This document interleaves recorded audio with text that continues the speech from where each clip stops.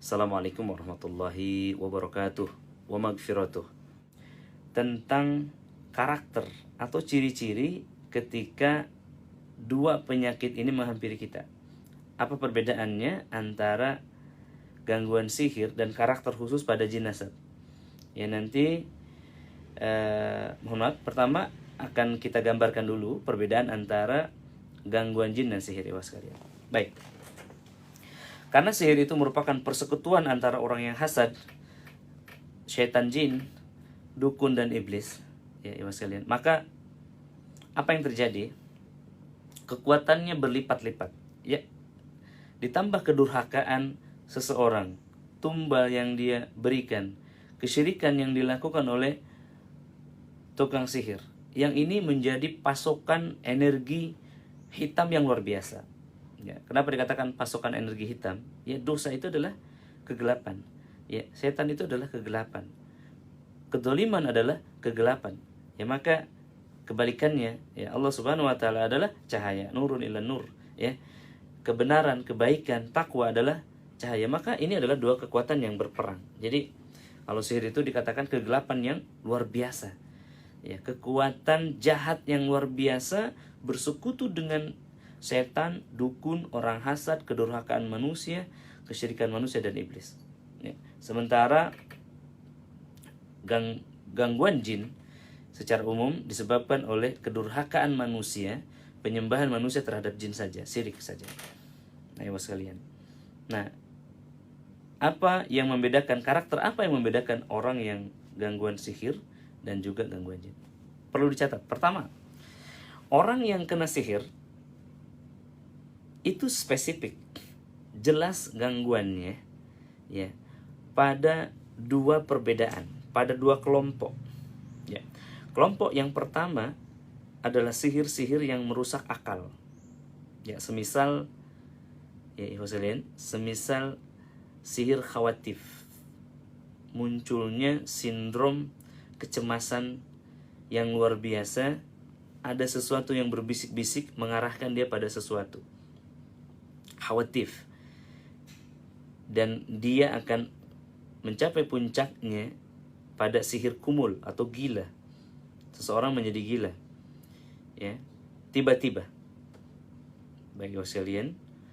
Kemudian masih sihir yang merusak akal, ya, pada kelompok pertama ada juga yang disebut sihir tafrik yang telah dijelaskan tadi, ya, sihir tafrik yang telah dijelaskan tadi.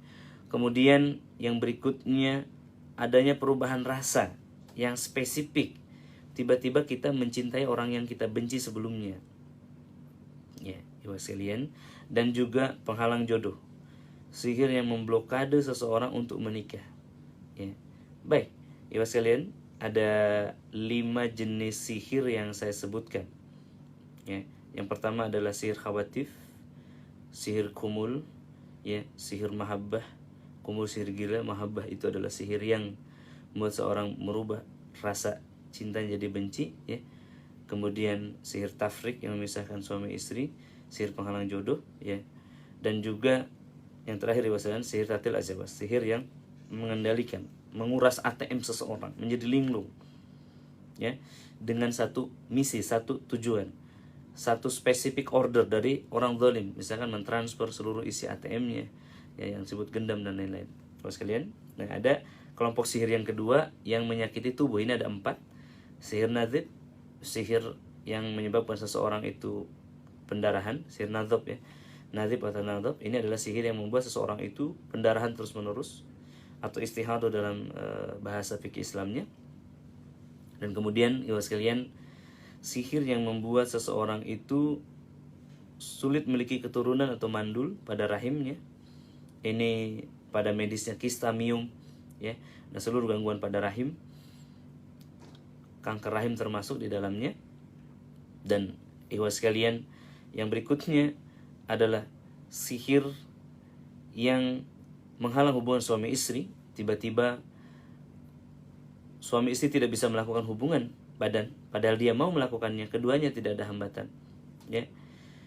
Yang berikutnya adalah yang terakhir ikhwah sekalian, sihir marid, sihir yang membuat seseorang itu lumpuh, disable, buta, tuli, ya, tumor, kanker. Ini sihir marid. Baik, ada 10 jenis sihir. 6 diantaranya merusak akal manusia, 4 diantaranya adalah merusak tubuh manusia. Ini yang disebut gangguan sihir. Ya, kita stop di sini. Bagaimana cara mendeteksinya, menghancurkannya, terkait buhul, amalan-amalannya dan lainnya tidak dibahas di sini karena kita sedang bahas di nasab, ya.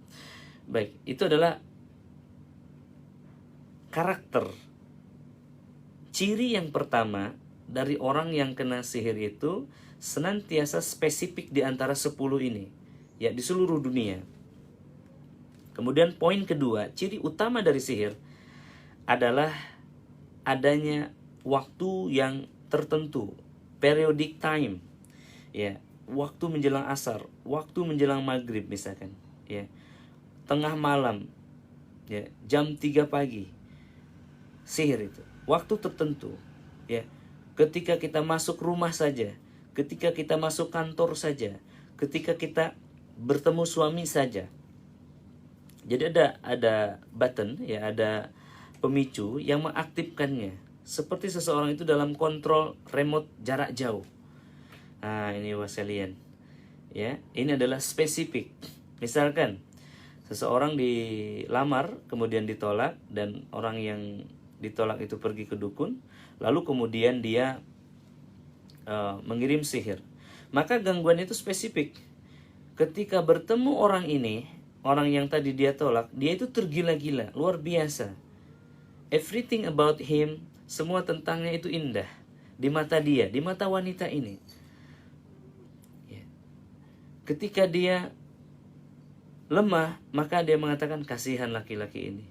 Ketika laki-laki ini kasar, dia mengatakan Ikhwan ini tegas, gagah perkasa. Ketika laki-laki ini menyakitinya, maka dia mengatakan biarlah aku, dan lain-lain. Nah, sedemikian ya sekalian, ya.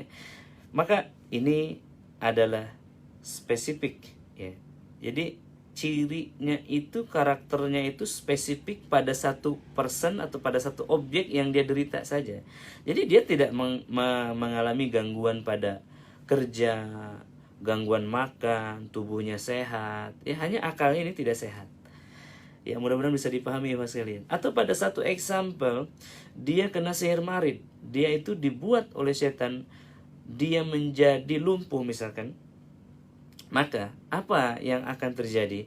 Ketika kakinya lumpuh, dia tidak bisa bergerak, semangat sholatnya tidak menurun, dia tetap sholat meskipun dalam keadaan terbaring. Artinya ruhaninya tidak terganggu secara masif, ya. Pasti ada gangguan pada akal, pada keseimbangan, pada ibadah, tapi tidak masif. Jadi ibadah tetap dia bisa lakukan, tapi tubuh sakit. Nah, ini karakter kedua sihir. Jadi datang pada waktu tertentu tadi. Dan ketiga ini adanya karakter khusus, dia spesifik pada bidang tertentu, pada objek yang terjadi, yakni 10 jenis sihir tadi. Mudah-mudahan bisa dipahami.